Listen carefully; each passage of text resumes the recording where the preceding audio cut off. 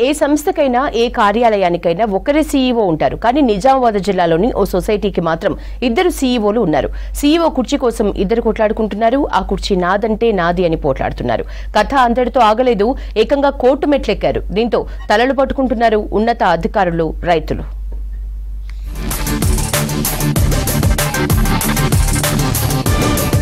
నిజామాబాద్ జిల్లాలోని మాక్లూర్ ప్రాథమిక సహకార సంఘంలో సీఈఓ కుర్చీ వివాదం ముదిరి పాకాన పడింది. మాక్లూర్ సీఈఓగా 30 ఏళ్ల పాటు పనిచేసిన విష్ణువర్ధన్ ను 2022 జనవరి 3న అవినీతి ఆరోపణలతో సెలవులపై పంపించారు. విష్ణువర్ధన్ సెలవులపై వెళ్లిన మరుసటి రోజే మాక్లూర్ సొసైటీలో సీనియర్ ఉద్యోగిగా ఉన్న సంతోష్ కు సీఈఓగా బాధ్యతలు అప్పగించింది పాలక మండలి. సీఈఓగా సంతోష్ కొనసాగుతుండగానే 2024 మే 2న తిరిగి విష్ణువర్ధన్ ని మాక్లూర్ సీఈఓగా నియమించారు డీసీ. అప్పటి నుంచి సంతోష్, విష్ణువర్ధన్ లిద్దరూ మాక్లూర్ సింగిల్ విండో సీఈఓలుగా కొనసాగుతున్నారు. సీఈఓ ఛాంబర్ లో 2 కుర్చీలు వేసుకుని కూర్చుంటున్నారు. సీఈఓ నేనంటే నేనని భీష్మించు కూర్చున్నారు. తాను సీఈఓగా పనిచేస్తుండగా విష్ణువర్ధన్ కు పోస్టింగ్ ఎలా ఇస్తారని ఉన్నతాధికారులకు ఫిర్యాదు చేశాడు సంతోష్. అధికారులు సమాధానం ఇవ్వకపోవడంతో కోర్టును ఆశ్రయించాడు. కోర్టు తాత్కాలిక స్టే ఇచ్చింది. అయినా విష్ణువర్ధన్ కుర్చీ వదిలేయడం లేదని ఆరోపిస్తున్నాడు సంతోష్.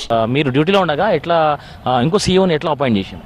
ఇప్పుడు వాళ్ళు ఏమంటున్నారు అంటే రాజకీయ పరంగా మేమే తీసుకొచ్చినాం, మా ప్రభుత్వం ఉన్నది, మేము తీసుకొచ్చినాం, మరి నా పరిస్థితి ఎట్లా అని అడిగినా. మీరు కింద స్థాయి పని చేయండి, క్లర్క్గా పనిచేయండి అని వాళ్ళ వాదన. మీరు సీఈఓగా ఎప్పుడు అపాయింట్ అయ్యారు? 2022లో ఇన్ఛార్జ్ ఇచ్చారు నాకు. ఇన్ఛార్జ్ ఇస్తే 2022 మార్చిలో తీసుకున్నాను నేను. తీసుకున్న తర్వాత 3 నెలల తర్వాత హెచ్ఆర్ పాలసీ వచ్చింది. మన డీసీఓ గారు ఇచ్చారు, హెచ్ఆర్ పాలసీలో పర్మనెంట్ సీఓగా ఇచ్చారు. తర్వాత నేను ఉండగా కూడా నాకు ఇన్ఫర్మేషన్ లేదు, ఏం లేదు. డిప్యుటేషన్ మీద పాత సెక్రటరీని అపాయింట్మెంట్ చేశారు. నాకు ఇన్ఫర్మేషన్ కూడా ఇవ్వలే. నేను అడిగితే మా ఇష్టం, మా ప్రభుత్వం ఉంది, ఏం తీసుకొస్తాం. సో ఇట్లా ఇప్పుడు ఇద్దరు విధులు నిర్వహిస్తున్నారా? ఇద్దరం నిర్వహిస్తున్నాం. నెక్స్ట్ ఏ తీసుకొచ్చినా కానీ ఆయన వచ్చి కుర్చీల మీద కూర్చుంటుండు. నెల రోజులు అవుతుంది. ఇప్పుడేమో మళ్ళీ మా తీర్మానం చేశారు. మా వాళ్ళు ఏంది డైరెక్టర్లు తీర్మానం, 10 మంది డైరెక్టర్లు తీర్మానం చేశారు. మరోపక్క 30 ఏళ్ల పాటు సీఈఓగా పనిచేసిన విష్ణువర్ధన్ కు అప్పటి చైర్పర్సన్ కుమారుడు రంజిత్ తో సఖ్యత లేకపోవడం, మనస్పర్ధలుండడం లాంటి కారణాలతో ఆయనపై అవినీతి ఆరోపణలు చేసి తప్పించారని టాక్ ఉంది. అప్పటి ఆర్మూర్ ఎమ్మెల్యే జీవన్ రెడ్డి ఉన్నతాధికారులను బెదిరించి మరీ విష్ణువర్ధన్ ను తొలగించారని ఆరోపణలున్నాయి. అప్పటి చైర్పర్సన్ గోపు లక్ష్మి తనకు అనుకూలంగా ఉండే సంతోష్ కు ప్రమోషన్ ఇప్పించి మరీ సీఈఓగా నియమించారని సమాచారం. ఇప్పుడు ప్రభుత్వం మారడంతో కాంగ్రెస్ పార్టీకి చెందిన అశోక్ చైర్మన్ కావడంతో తిరిగి విష్ణువర్ధన్ ను మాక్లూర్ సీఈఓగా నియమించారు. తనపై వచ్చిన అవినీతి ఆరోపణలు రుజువు కాలేదని, తనను ఉన్నతాధికారులే సీఈఓగా నియమించారని విష్ణువర్ధన్ అంటున్నారు.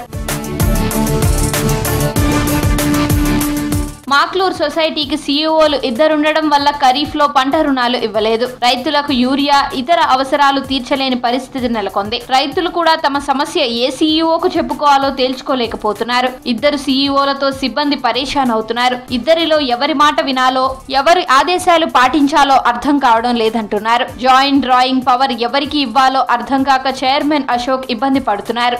సొసైటీలో ఎందుకు ఇద్దరు సీఈఓలు పనిచేస్తున్నారు? సీఈఓలు అనేది ఇప్పుడు ఫస్ట్ ఉన్న సీఓ ఇన్ఛార్జ్ ఆయన చేసిండు. జీవన్ రెడ్డి ఆయన విష్ణువర్ధన్ తీసేసి జీవన్ రెడ్డి అనేటోడు అప్పుడు అధికారం ఉన్నది కాబట్టి ఆయన సీఓ ఉంచిండు.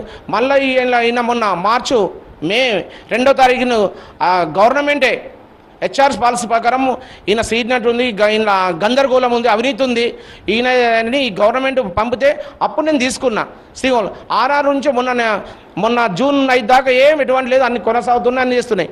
మళ్ళీ నుంచి మళ్ళీ రాజకీయం టీఆర్ఎస్ వాళ్ళు మొత్తము రౌడీజంగా అయ్యో. నేను ఏదున్నా ప్రభుత్వ దృష్టి తీసుకుపోయినా, దీనికి డీసీఓ దగ్గరికి వెళ్ళినా, కమిషనర్ దగ్గరికి వెళ్ళినా నేను ఎన్నైనా భయపడలేదు. లేకుండా ఇద్దరు తీసేసి ఇద్దరు డిస్మిస్ ఎవరు తీసేసి కొత్త సీఓను పంపించాలని నేను డీసీఓ వారికి మనవేస్తూ, అదేవిధంగా డిఎస్ కమిటీస్గా వాళ్ళకు విజ్ఞప్తి చేసుకుంటున్నాను. సీఈఓగా కొనసాగుతున్న సంతోష్ 2 సంవత్సరాల హయాంలో దాదాపు 2.5 కోట్ల అవినీతి జరిగింది. అప్పటి చైర్పర్సన్ లక్ష్మి, ఆమె కుమారుడు రంజిత్, సీఈఓ సంతోష్ కలిసే ఇదంతా చేశారన్న ఆరోపణలున్నాయి. ఇద్దరు సీఈఓలు సత్య హరిశ్చంద్రులేమి కాదని సొసైటీ పరిధిలోని రైతులు, ప్రజలు ఆరోపిస్తున్నారు.